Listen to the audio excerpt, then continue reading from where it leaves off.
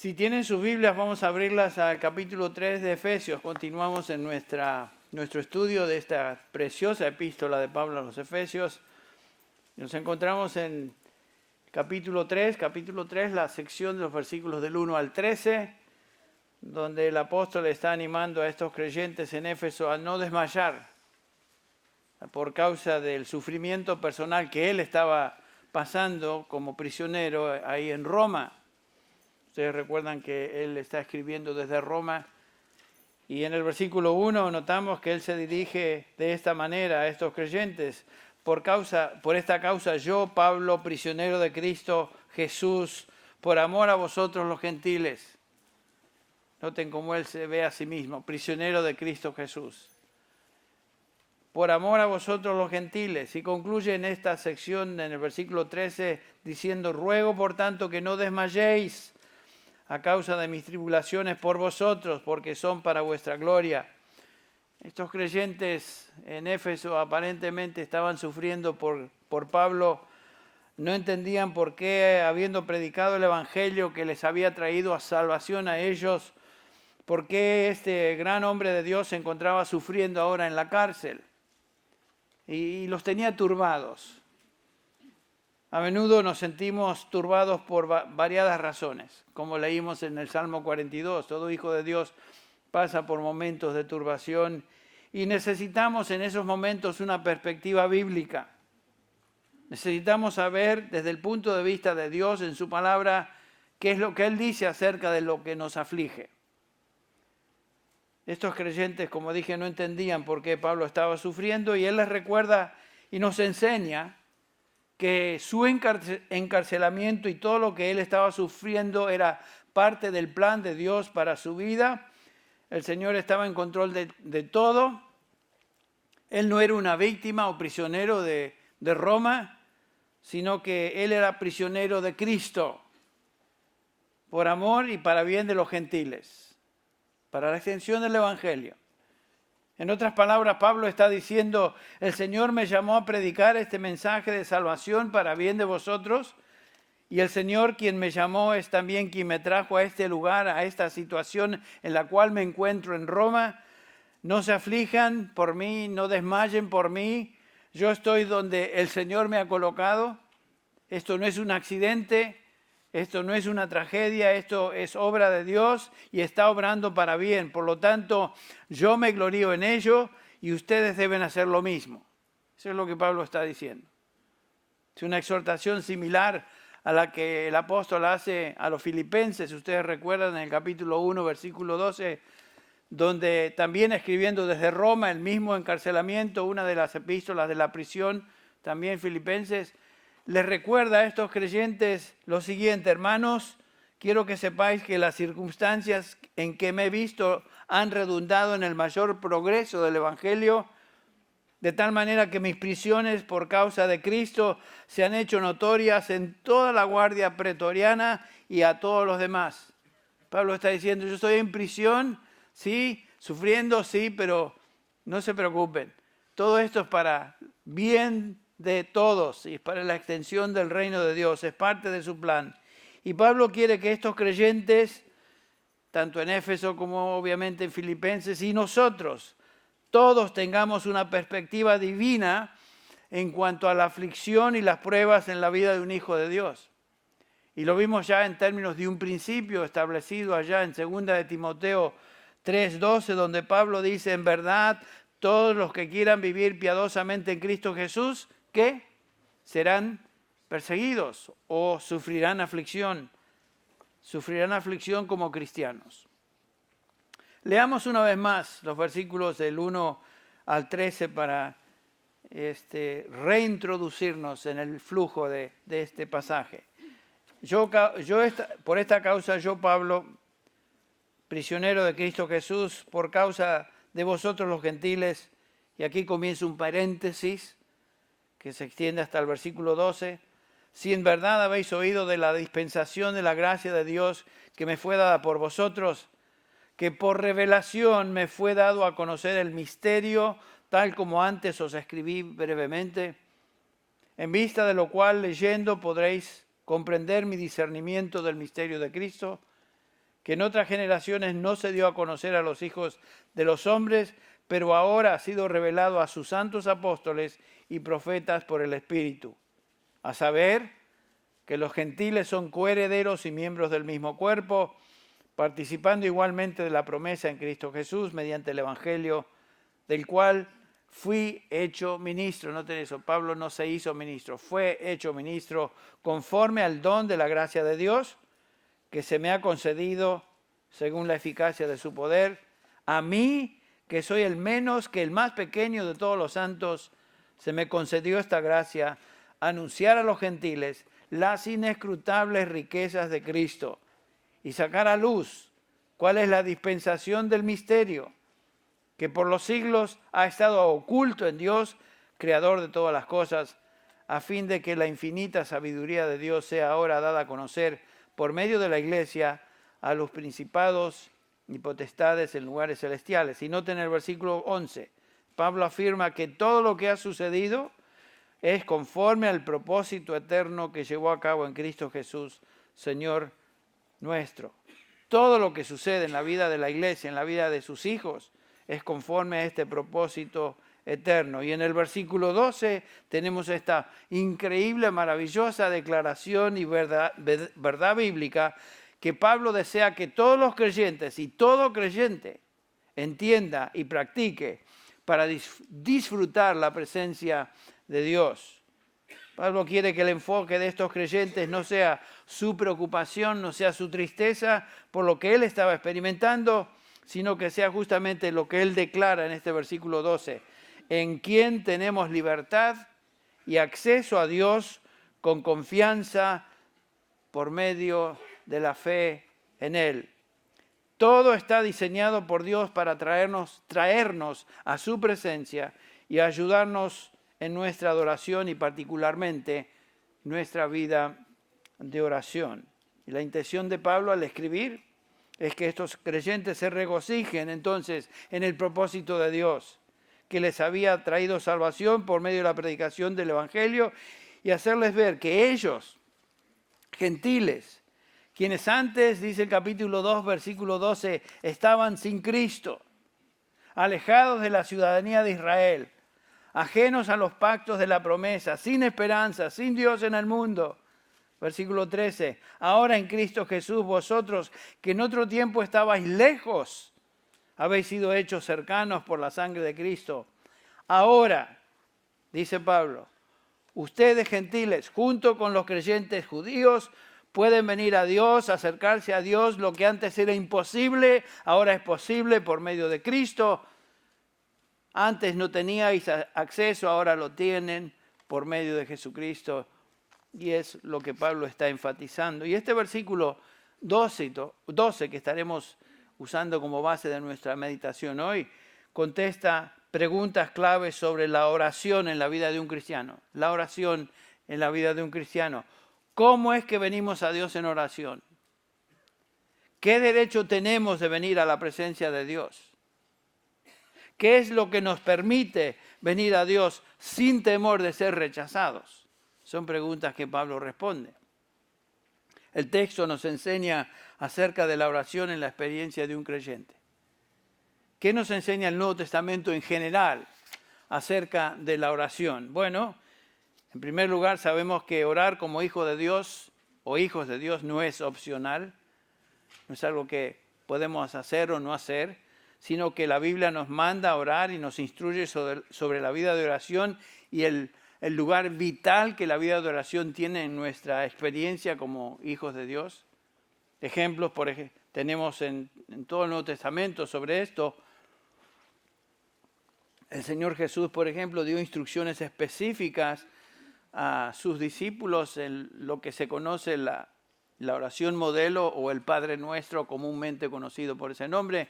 Capítulo 6 de Mateo, versículos del 6 al 15, y capítulo 11 de Lucas, versículos 2 al 4. Por ejemplo, Mateo 6 comienza el Señor diciendo, cuando ores, ora de esta manera. Esa no es una opción. Lucas 11, cuando oréis, orad así. Efesios 6, 18, que estaremos estudiando más tarde cuando lleguemos a ese punto. Pablo se dirige a estos creyentes y les dice, versículo 18, orando en todo tiempo, con toda oración y súplica en el Espíritu, velando en ello con toda perseverancia y súplica por todos los santos. Noten esas palabras. Todo, todas, todos, todos. No es opcional. Esto es lo que Dios desea de nosotros. Capítulo 4 de Filipenses, versículo 6. Lo conocemos bien. Por nada estéis afanosos, sino que sean conocidas vuestras peticiones delante de Dios en toda oración y ruego con acción de gracias. Otra vez, un mandamiento. Primera Tesalonicenses 5:16. Estad siempre gozosos, orar sin cesar. Dar gracias en todo porque esta es la voluntad de Dios para con vosotros en Cristo Jesús. Es obvio que la Escritura nos enseña lo siguiente. Dios quiere que oremos. Es algo que Dios nos manda hacer. Dios desea que vengamos ante su presencia en oración. Entonces, lo que este pasaje nos enseña es que Pablo está animando a estos creyentes a venir a la presencia de Dios en oración y no desmayar ante lo que para ellos era desconcertante. La oración no iba necesariamente a cambiar las circunstancias particulares del apóstol Pablo, que se encontraba encarcelado, pero sí iba a darles a ellos una perspectiva distinta acerca del sufrimiento, las pruebas, la aflicción en la vida de un hijo de Dios. Existe un propósito divino en todas las circunstancias adversas que nos encontremos. Pablo estaba convencido de esta realidad en su propia vida y deseaba que estos creyentes entendieran y vivieran eso. Pablo les está enseñando con su ejemplo y con su instrucción directa a estos creyentes y por aplicación obviamente a nosotros, que todo lo que nos sucede es conforme al propósito eterno que llevó a cabo en Cristo Jesús, Señor nuestro. Y en este versículo 12, Pablo nos instruye a una gran verdad y realidad cristiana, algo que debemos recordarnos constantemente. Y es lo siguiente: ahora, como hijos de Dios, tenemos acceso a Dios en oración. Piensa eso. Tenemos acceso al Dios del universo. El mundo, la gente del mundo no tiene acceso a Dios. Nosotros, los hijos de Dios, tenemos acceso a Dios. No teníamos acceso a Dios antes, pero ahora sí. Nosotros, nos recuerda Pablo, estábamos muertos en delitos y pecados. Éramos por naturaleza hijos de ira, lo mismo que los demás. Estábamos excluidos de la vida de Dios, capítulo 4, versículo 18. Vivíamos sin fe y sin esperanza, separados de Cristo, sin Dios en el mundo, lejos de Dios, capítulo 2, versículo 13. Esa era nuestra condición, como es la condición de todo ser humano que no conoce a Dios, está lejos de Dios, no tiene acceso a Dios. Y ahora Pablo dice, nosotros, tú y yo, hemos sido salvados, tenemos entrada y acceso libre al trono de gracia por medio de Cristo Jesús. Es un privilegio incomparable. Y noten que Pablo dice nosotros, es una primera persona del plural, tenemos. ¿Quiénes somos estos? ¿Quiénes tenemos? Todo cristiano. El apóstol Pablo y el resto de los cristianos a quienes él se dirige. No importa su grado de madurez, no importa su posición o responsabilidad en la iglesia, no importa si es líder en la congregación o un hermano sin mucha visibilidad. Pablo dice, todos tenemos acceso a Dios, hasta el creyente más jovencito en su fe, tiernito en su fe, como el más maduro, de años en la fe. Todos tenemos el mismo acceso a Dios. Y Pablo, quien era apóstol, y todos los cristianos a quienes va dirigida esta carta por aplicación, cada uno de los creyentes a través de la historia de la iglesia han tenido y tienen acceso a Dios. Este es un gran privilegio, este es el gran privilegio de ser hijo de Dios, de estar en Cristo Jesús. Ahora, ¿de qué manera nos podemos acercar a Dios en oración? ¿Cómo podemos y debemos acercarnos a Dios en oración? Esa es la pregunta. Y Pablo va a utiliza, mejor dicho, 3 palabras en este versículo 12 que describen la manera con que un creyente puede acercarse a Dios en oración. Estas son las 3 palabras: libertad, Creo que Reina Valera traduce esa palabra como seguridad, acceso y confianza. Veamos la primera palabra, libertad o seguridad. Parecía en inglés, en griego. ¿Qué quiere decir esta palabra? Bueno, quiere decir audacia, quiere decir valor. No venimos a Dios con timidez o con miedo. Tenemos toda libertad de acercarnos a Dios en oración sin miedo, libres de duda, libres de temor, libres del temor de ser rechazados. A menudo nos sentimos tristes, nos sentimos afligidos, tal vez como veremos, hemos pecado, hemos caído en alguna tentación y nos sentimos que somos indignos, que no podemos acercarnos a Dios, pero Pablo nos hace ver que todo creyente, independientemente de su condición actual, puede acercarse a Dios con libertad, con audacia, con valor. La segunda palabra que Pablo utiliza acá es prosagoge, o prosagoge, que quiere decir simplemente entrada.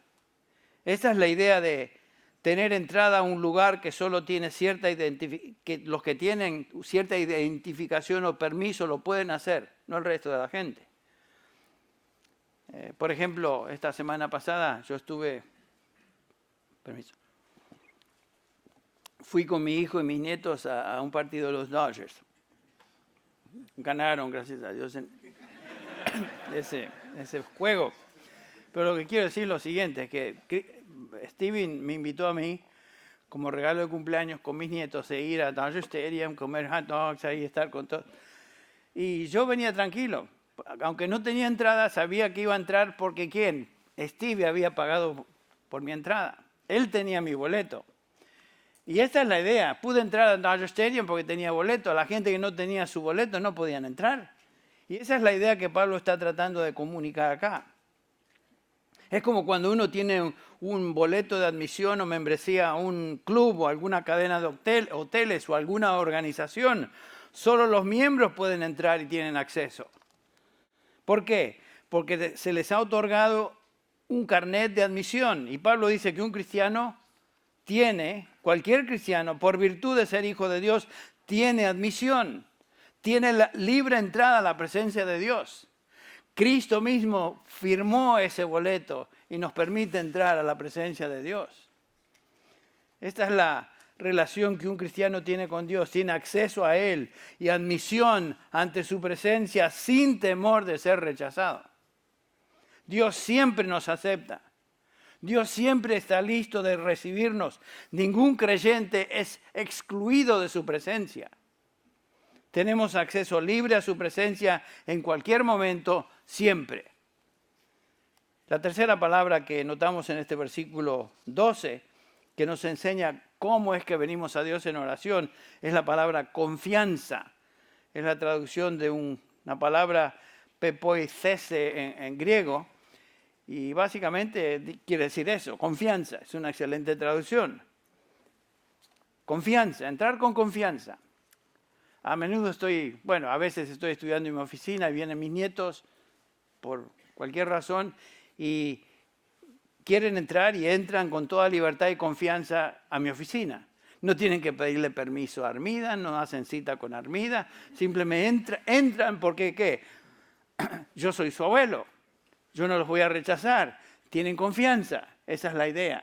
Esa es la manera que venimos a Dios con toda confianza sabiendo que Él no nos va a rechazar. Yo no voy a rechazar a mis nietos cuando vienen a verme. ¿Por qué? Porque son mis nietos y ellos lo saben. Cuando venimos a Dios, Dios no nos va a rechazar. Venimos a Él con toda confianza. Y esto es lo que Pablo está enseñando en este pasaje. Pablo, inspirado por el Espíritu Santo, está enfatizando por medio de tres términos, tres palabras, cómo es que venimos a Dios en oración. Venimos y podemos venir a Dios con toda confianza. Con toda confianza. Qué incomparable privilegio que tú y yo tenemos. ¿Nos damos cuenta de eso? ¿Podemos apreciar esta realidad? Esto es lo que también el autor de Hebreos nos dice, el autor de Hebreos en el capítulo 10 de Hebreos, escribiendo a estos cristianos de trasfondo judío, les dice en el versículo 19, así que hermanos, teniendo libertad para entrar en el lugar santísimo. Es algo que ningún judío podía hacer en el Antiguo Testamento. Ahora sí, por la sangre de Jesucristo, por el camino nuevo y vivo que Él nos abrió a través del velo, esto es su carne, y teniendo un gran sacerdote sobre la casa de Dios, noten esta exhortación: acerquémonos con corazón sincero en plena certidumbre de fe. Esa es la manera que podemos venir a Dios, en plena certidumbre de fe. La pregunta es, ¿cómo es posible tener tal confianza al venir a Dios en oración? Y la única respuesta que es posible y que Pablo nos da en este pasaje, en este versículo 12, en quien, por medio de fe en Él. ¿A quién se refiere? Al Señor Jesucristo. Esta es una verdad cristiana fundamental. El mensaje central del Nuevo Testamento es que no existe posibilidad de orar, de venir a Dios o tener entrada a la presencia de Dios, excepto por medio de Jesucristo. No hay otra manera. El mismo Señor Jesús lo enseñó en Juan 14:6. Yo soy el camino, yo soy la verdad, yo soy la vida. Nadie, eso quiere decir nadie, absolutamente nadie, viene al Padre sino a través mío. Pablo, escribiendo a Timoteo, 1 Timoteo 2:5, dice: porque hay un solo Dios y también un solo mediador entre Dios y los hombres. ¿Quién es ese? Jesucristo, hombre, un solo mediador. Pedro, predicando en Hechos capítulo 4, vamos a Hechos capítulo 4, notamos ahí, esta es la predicación de Pedro en Jerusalén. Hechos 4:12, tenemos la misma instrucción que notamos ahí en 1 Timoteo 2. 4:12 dice: que en ningún otro hay salvación, porque no hay otro nombre bajo el cielo dado a los hombres por el cual podamos ser salvos. ¿Qué es el antecedente? ¿De quién habla? El versículo 10 ya lo nombró. En el nombre de Jesucristo. No hay manera de venir a Dios sino por medio de Jesucristo su Hijo. Es imposible. Jesucristo es el único medio, el único camino por quien podemos venir a Dios. Y ¿saben qué? No hay otro. Hay un dicho común: todos los caminos conducen a Roma, que es una tontera. En primer lugar, era basado durante la época de la romana. Por supuesto, todos los caminos de alguna manera llevaban eventualmente a la capital, que era Roma.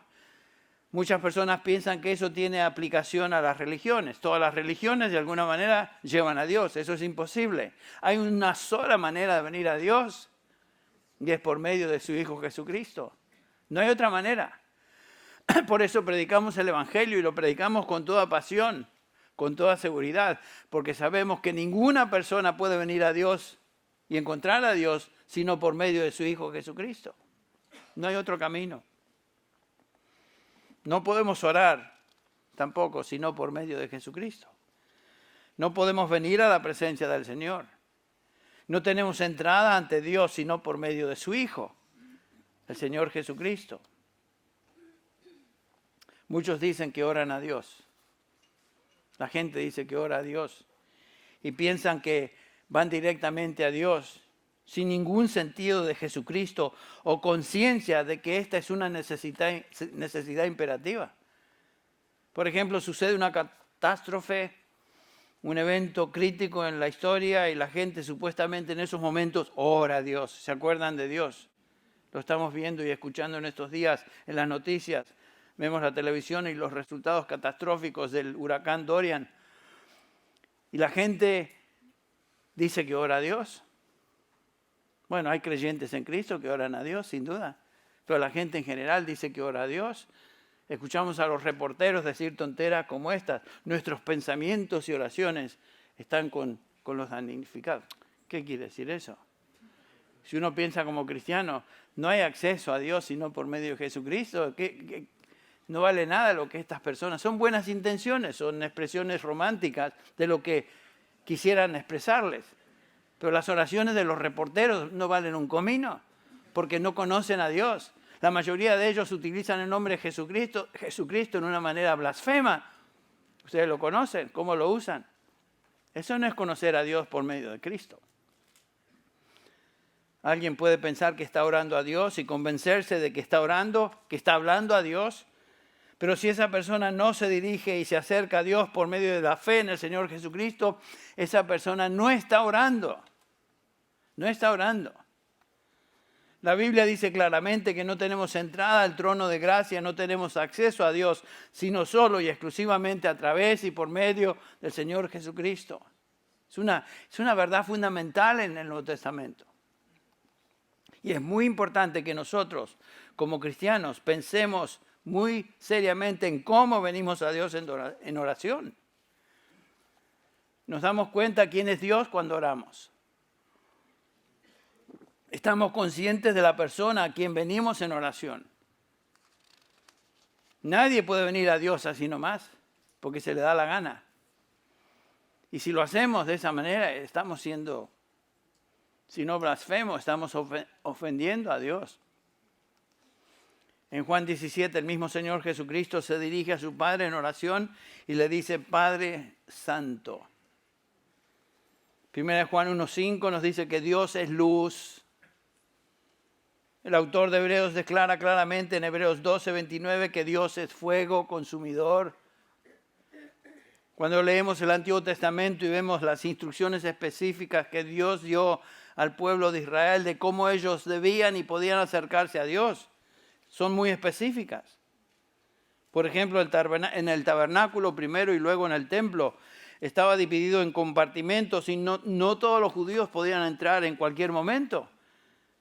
De cualquier manera, el compartimento interno del templo era el lugar santísimo, el cual leímos en el capítulo 10 de Hebreos, donde solo el sumo sacerdote podía entrar una vez al año para sacrificar por sus propios pecados y por los pecados del pueblo de Israel. Todo esto fue instituido por Dios porque Él estaba enseñando a su pueblo acerca de su santidad, su eternidad, su majestad. No podemos venir a Dios como se nos da la gana. Si alguien venía a Dios en el Antiguo Testamento, venía primero con una actitud de contrición, trayendo sacrificios, trayendo ofrendas. Cada uno de estos eran simbólicos, representaban por supuesto el sacrificio final del Cordero de Dios, que finalmente quitaría el pecado del pueblo. Pero en el Antiguo Testamento los sumos sacerdotes, las personas hacían sacrificios. Leemos esto en Hebreos capítulo 10, por ejemplo, donde dice el versículo 11, ciertamente todo sacerdote está de pie día tras día, ministrando y ofreciendo muchas veces los mismos sacrificios, año tras año. Millones y millones de sacrificios se traían para expresar el sentido de contrición y el sentido de que no podían venir a Dios así nomás. Y dice el autor de Hebreos que estos sacrificios nunca podían quitar los pecados. Pero Él, Dios, habiendo ofrecido un solo sacrificio por los pecados para siempre, se sentó a la diestra de Dios. Esta es una referencia a Jesucristo. Porque por una ofrenda Él ha hecho perfecto para siempre a los que son santificados. Por eso podemos venir a Dios a través de Jesucristo y solo a través de Jesucristo, porque somos santificados en Él, en su sacrificio. Somos aceptos. Entonces todo esto nos enseña que nadie puede venir a Dios así nomás y orar a Dios de manera ligera y superficial. Toda la Escritura nos enseña acerca de la absoluta necesidad de venir a Dios en oración a través de un mediador, por medio del sacrificio y obra de redención del Señor Jesucristo. Y particularmente lo observamos aquí en Efesios 3:12 otra vez, donde Pablo dice, Cristo nuestro Señor, en el versículo 11, en quien tenemos libertad y acceso por medio de la fe en Él. La única manera que podemos venir a Dios es por medio de la fe en Él. Otra vez repito, la única manera de venir y acercarse a Dios en oración es por medio de Jesucristo. No existe otra manera, no existe otro medio. Alguien estará pensando, bueno, Henry, entiendo intelectualmente que puedo venir a Dios con libertad, con confianza, tal como este pasaje enseña. Entiendo que solo por medio de Jesucristo, mi mediador, pero aún lucho con mi sentido de pobreza espiritual. Aún lucho con mi sentido de indignidad delante de Dios por causa de mi pecado. Y ¿saben qué? Esta es una experiencia común en los creyentes. Esta es una reacción común entre los hijos de Dios. Cuando venimos a Dios en oración somos conscientes de nuestra indignidad, de cosas que hacemos y pensamos que son ofensivas a Dios. Nuestras actitudes malas. Piensa en las actitudes que has tenido esta semana, que yo he tenido.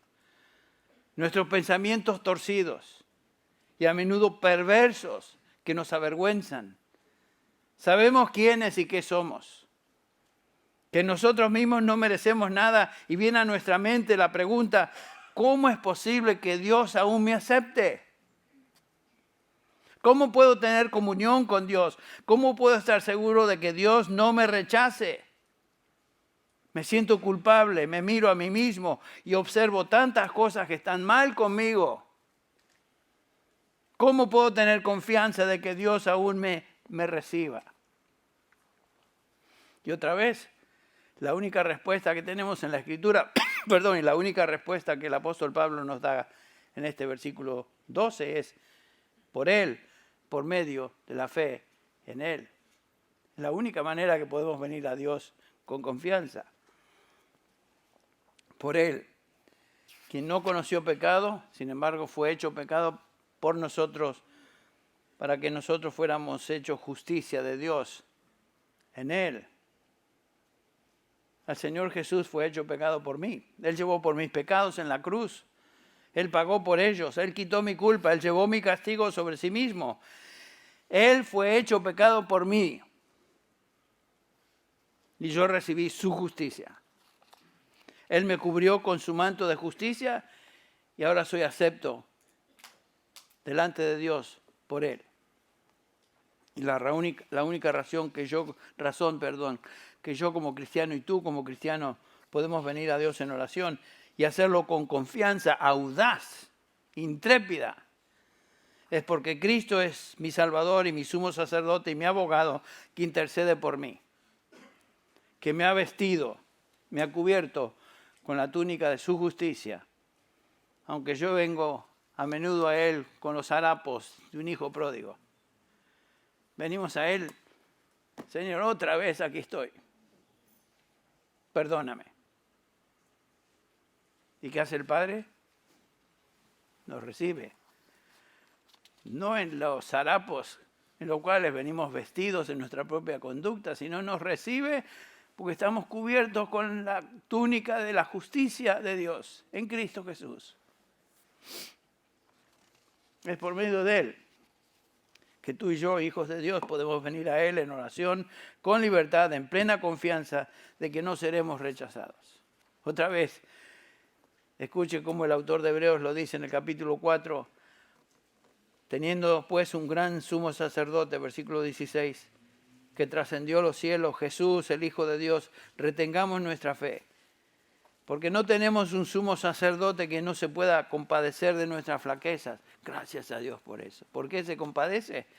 Sino uno que ha sido tentado en todo como nosotros.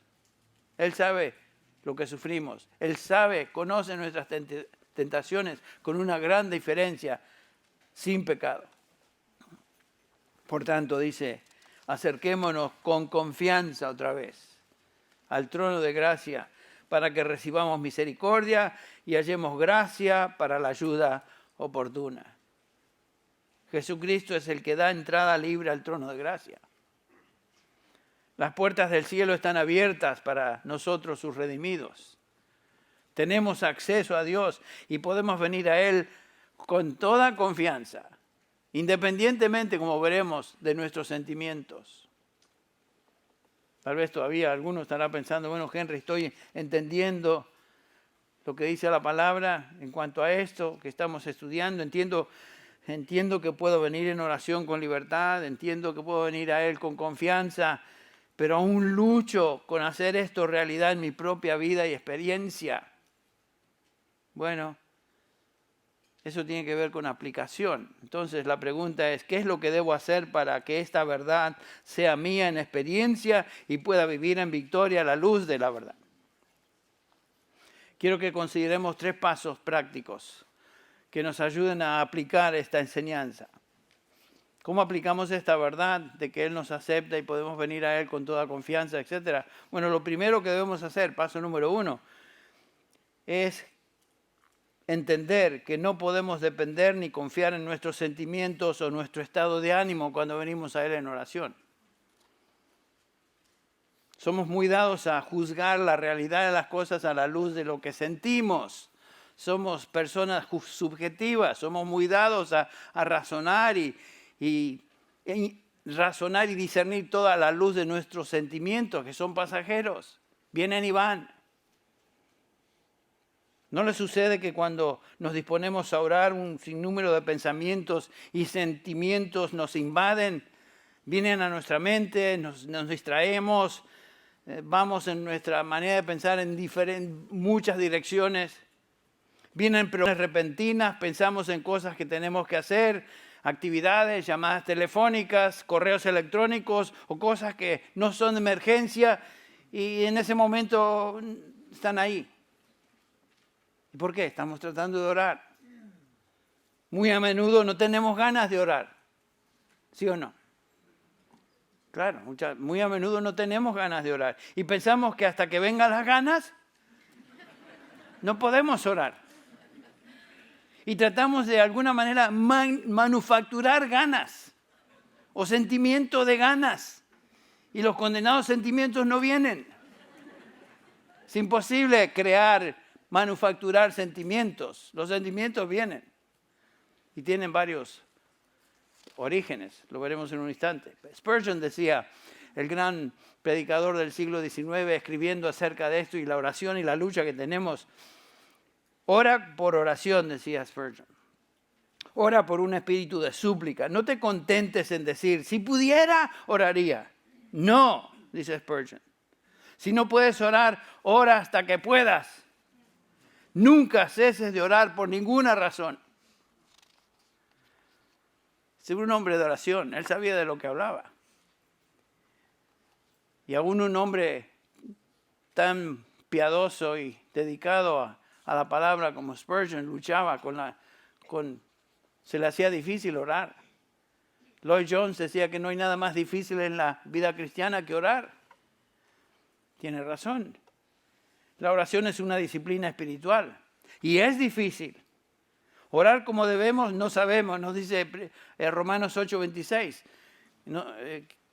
No sabemos cómo orar, dice Pablo, pero el Espíritu Santo está en nosotros, que intercede por nosotros. Pero orar como debemos, aún el apóstol Pablo dice no sabemos. Es una tremenda lucha y esfuerzo orar.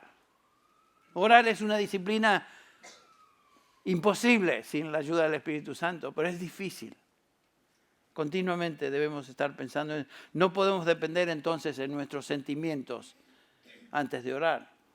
El hecho es que si nos dejamos llevar por pensamientos y sentimientos que nos invaden en esos momentos y prestamos atención a estos, nunca vamos a orar. Lo primero que debemos hacer para orar y vivir por fe es lidiar con nuestra vida subjetiva y las sensaciones que a menudo nos invaden. Debemos reconocer lo que son y de dónde vienen. No solo proceden de nuestra humana debilidad, como dice Pablo, y hay cosas que sufrimos por nuestra humana debilidad, debilidades físicas, debilidades hormonales, debilidades químicas. Estamos todos conscientes de eso, que a veces nuestro sentido de depresión o lo que sea es por alguna deficiencia química o hormonal, lo sé, por experiencia lo sé. Pero también el que inspira estos sentimientos muchas veces es el mismo diablo. El diablo y sus jueces luchan contra nosotros para que nos mantengamos débiles y lejos de Dios. Pedro lo expresa de esta manera. Vuestro adversario, el diablo, anda como anda como león rugiente al acecho buscando a quien devorar. Pero resistirle firmes en la fe. Pablo lo dice de esta manera en esta misma epístola, capítulo 6, versículo 10 al 12, que estaremos estudiando próximamente. Por lo demás, fortaleceos en el Señor y en el poder de su fuerza. Revestidos de toda la armadura de Dios para que podáis estar firmes contra las acechanzas del diablo. ¿Escucharon eso? Las acechanzas del diablo. Segunda de Corintios 2:12 habla de las maquinaciones del diablo. Más tarde Pablo habla de las flechas encendidas del diablo o dardos encendidos del diablo. Porque nuestra lucha no es contra sangre y carne, sino contra principados, contra potestades, contra huestes espirituales de maldad en las regiones celestes, etc. Esa es nuestra lucha. Por eso es que sufrimos tanto y es tan difícil orar. Santiago lo dice de esta manera, Santiago 4:7, por tanto, someteos a Dios, resistid al diablo y ¿qué? Huirá de vosotros. Da por sentado que nuestra lucha es contra el diablo.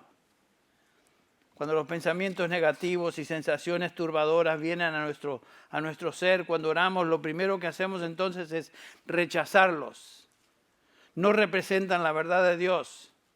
Debemos reconocer su origen mentiroso. Son del mismo diablo, quien es mentiroso y padre de mentira, y por lo tanto lo resistimos en fe. Otra vez, son dardos encendidos del maligno. No podemos evitar que vengan, pero sí podemos rechazarlos y evitar que hagan nido en nuestra mente y los sustituimos con la verdad de Dios. Esto es algo que nosotros hacemos y debemos hacer. Esta es la aplicación de lo que estamos viendo y estudiando. En segundo lugar, otro paso.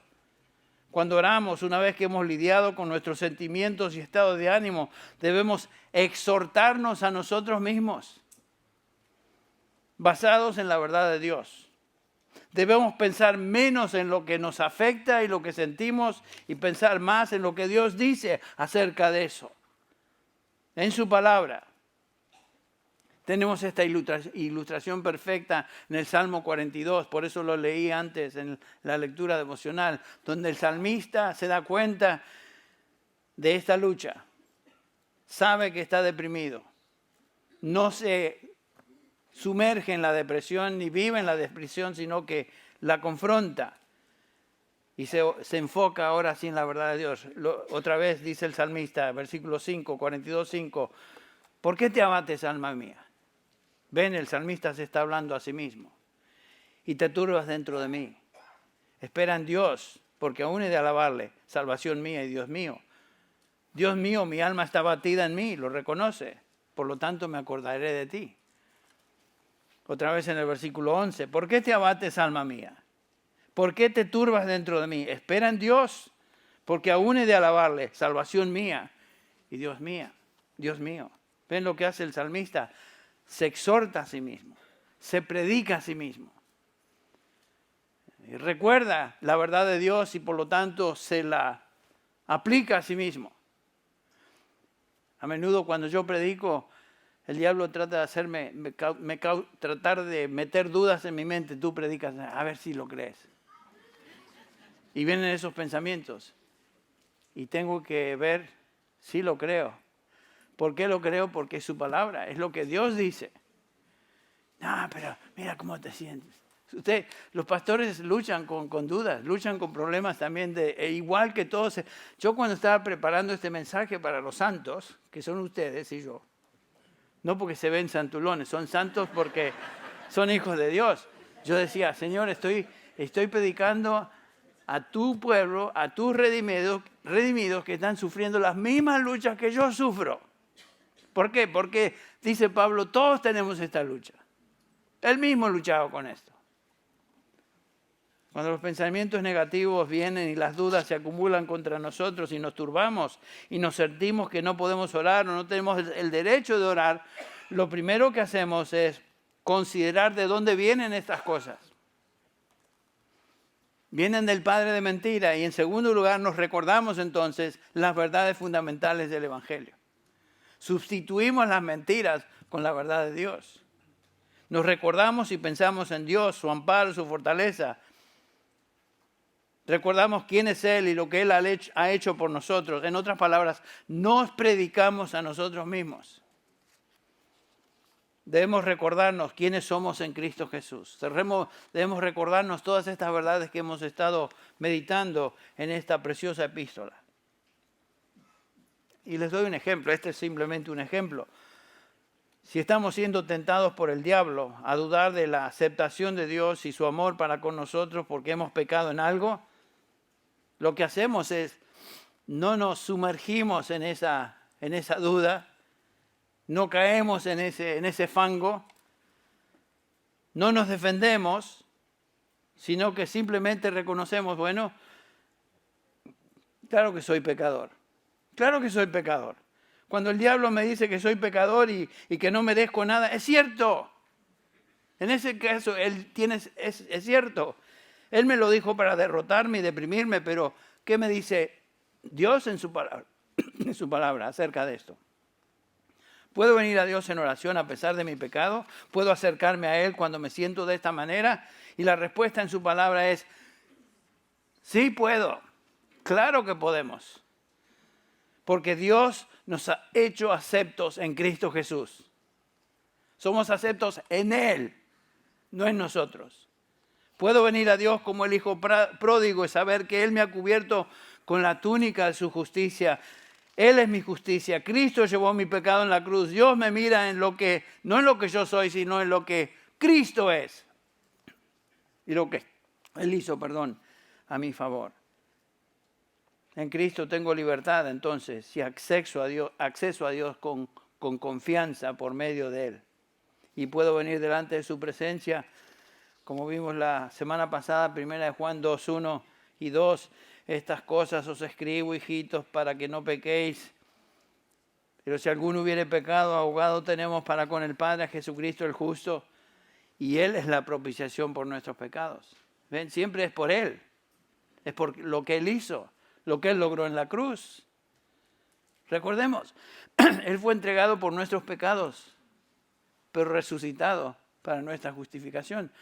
Dios ya no nos mira como nuestro juez, nos mira como nuestro Padre. Y somos sus hijos y nos acepta en Cristo. Entonces yo reconozco que he pecado, hacemos eso, pero recordamos también que Cristo es nuestro abogado para con el Padre y que Él es la satisfacción de todos mis pecados, aun el que acabo de cometer. Confieso mi pecado entonces sabiendo que Él es fiel y justo para perdonar nuestros pecados y limpiarnos de toda maldad. Esto es lo que hacemos cuando somos tentados, cuando estamos luchando con pensamientos y estados de ánimo que nos abaten. Nos movemos y actuamos en fe. No esperamos que nuestros sentimientos cambien y que estemos de mejor humor o con ganas de orar, sino que lo hacemos por fe. Y finalmente, en tercer lugar, al orar damos gracias a Dios por todo lo que Él ha traído y permitido en nuestra vida. Es tan importante orar con una actitud de gratitud. Estoy aprendiendo eso cada día más. No simplemente orar, sino agradecer. Noten cómo Pablo enfatiza eso en Filipenses 4:6. Por nada estéis afanosos, sino antes bien en todo sean conocidos o sean dadas a conocer vuestras peticiones delante de Dios en toda oración y ruego con acción de gracias. Con acción de gracias. Debe ser el enfoque nuestro de toda oración. Gracias. Más allá de nuestros deseos, más allá de nuestros anhelos, más allá de lo que sentimos, debemos dar gracias. Dar gracias a Dios por su amor, dar gracias a Dios por su misericordia, por el poder ver un día más, por todo lo que Él ha provisto. Dar gracias a Dios por la realidad de que por medio de Cristo puedo venir a Dios en oración. Que Él me escucha en Cristo, que mis pecados han sido cubiertos. Dar gracias. Dar gracias a Dios por la situación en que estoy pasando, por más difícil que sea. Todo eso me está moviendo a orar. Entonces doy gracias. ¿Ven cuando tenemos esta actitud como la perspectiva comienza a cambiar? Ya no estamos tan enfocados en todo lo que nos agobia, sino en lo que sabemos es lo que debemos hacer. No prestamos atención a lo que viene del diablo, sino que oramos y damos gracias. Y si venimos a Dios de esta manera con libertad, sabiendo que tenemos acceso a Él por medio de Jesucristo, su Hijo, el resultado será que experimentaremos más y más su presencia, su paz, su oportuno socorro. Eso es verdad. Eso es verdad porque la Biblia lo dice y es verdad porque en la medida que lo practicamos, más nos damos cuenta. Esto es verdad, Señor, gracias a Dios. A veces nos sorprendemos cuando obedecemos lo que Dios dice, como lo que Dios dice es verdad y nos sorprendemos. Como si Él no fuera a ser justo y no fuera a hacer justamente lo que Él prometió y nos sorprende. Qué tontera, qué tontos somos, ¿no? Dice el autor de Hebreos, acerquémonos pues confiadamente al trono de gracia para alcanzar misericordia y hallar gracia y el oportuno socorro. Otra vez, para concluir, la bendición más maravillosa que como hijos de Dios tenemos en esta vida es el privilegio de venir a la presencia de Dios con toda libertad, con toda confianza, por medio de fe en el Señor Jesucristo y experimentar como resultado su presencia, su amor, su misericordia, su compasión. La Escritura nos exhorta de esta manera. Santiago 4:8. Acercaos a Dios, ¿y qué será el resultado? Él se acercará a vosotros. Esa es su promesa. Acercaos a Dios y Él se acercará a vosotros. Es promesa de Dios. Si lo hacemos, vamos a observar cada día más que todo lo que estamos viendo y todo lo que Pablo nos enseña en este versículo 12 de Efesios 3 es real, es verdad, es su verdad. Vamos a orar para terminar. Padre Celestial, te damos gracias una vez más en esta mañana por el privilegio de abrir tu palabra. Señor, por haber sido expuestos a tu verdad. Gracias, Señor, porque en Cristo tenemos acceso libre y podemos venir a ti, oh Dios Padre, con toda confianza, sabiendo que jamás seremos rechazados, porque tú nos miras y nos ves en la justicia de tu Hijo. Y Él ahora está a tu diestra intercediendo por cada uno de nosotros. ¿Cómo nos vas a rechazar? Si tú estás por nosotros, tu Hijo está por nosotros. Y el Espíritu Santo que está en nosotros intercede por nosotros. ¿Cómo es posible que nos rechaces? Imposible. Te damos gracias por esta verdad, Padre. Te alabamos y te bendecimos. Venimos a ti libremente, con intrepidez, con audacia, con toda confianza delante de ti, diciendo, Señor, venimos a ti, te alabamos, te bendecimos y te agradecemos por estas verdades. Bendice a cada persona aquí presente, bendice a tu pueblo, edifica a los tuyos. Y si hay alguna persona, Señor, que no tiene la idea de lo que estamos hablando, porque no es tuyo, no es tu hijo, no es tu hija, Señor, dale convicción de pecado y dales arrepentimiento y fe en el Evangelio del Señor Jesucristo. Quien dice, venid a mí, todos los que estáis trabajados y cargados, que yo os haré descansar, hablando del descanso de salvación, el descanso eterno. Padre, bendice tu palabra, que tu palabra haga efecto. Lo pedimos en el nombre de Jesús. Amén.